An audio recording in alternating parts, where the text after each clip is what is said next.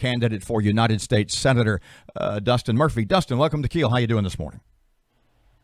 Pretty good. How y'all doing? So, where are you from? Tell us a little bit about yourself. It doesn't say on your website. I'm assuming you are a Republican challenging Dr. Cassidy. Is that legit? Yes, sir. Yes, sir. We're from the West Monroe area. I'm a welder by trade. God-fearing man.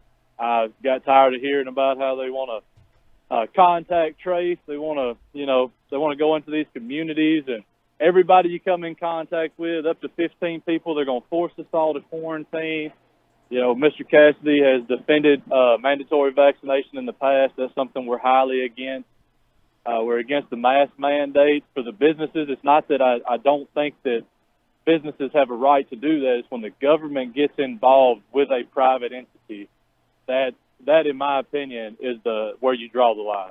Dustin, you obviously a long shot in this. I don't mean that in a disrespectful way, but Mr. Cassidy he's the incumbent and he has quite the war chest. What is your motivation, big and I guess small picture, taking on such a formidable task?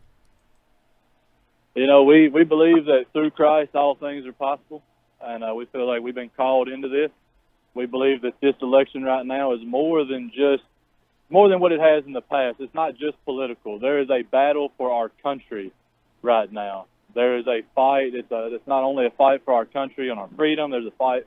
There's a spiritual war taking place, and we want to step into that. We want to take on the giant in the room. They say that the giants in you, the giants before you bring out the David that's within you. And that's what we're looking to do. We're looking to go in. We feel Mr. Cassidy has not been conservative in his voting.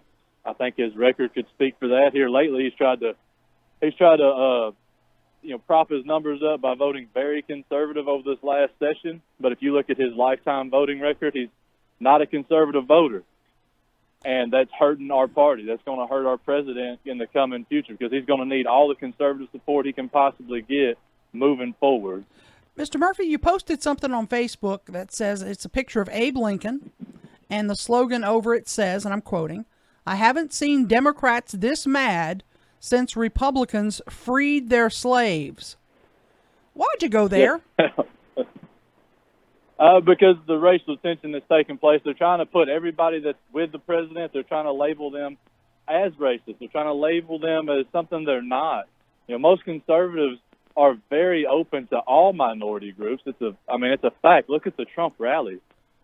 There are people from all walks of life, all backgrounds are behind this president. We're not racist people. My wife is Mexican. My wife's Hispanic. Her family's from Brownsville, Texas, just right across the border. Her mom and dad they were born and raised in Mexico. They moved over when they were older in their 20s. So my wife's actually a first-generation American. And they're proud to be here. They're so proud of, what their family accomplished by coming here and what they've been able to achieve since they've came here. And they love this place. Our last really 30 seconds or so. What pledge do you make to the voters in Louisiana if you were to be elected? My pledge is that we're going to give the everyday American a real voice in Washington. We're not going to go up there and forget where we came from. I think that when you run on your convictions, you can't be bought out, you can't be sold out because you're convicted by what you're doing and you believe in it to the point that you would sacrifice everything, and that's where we're at.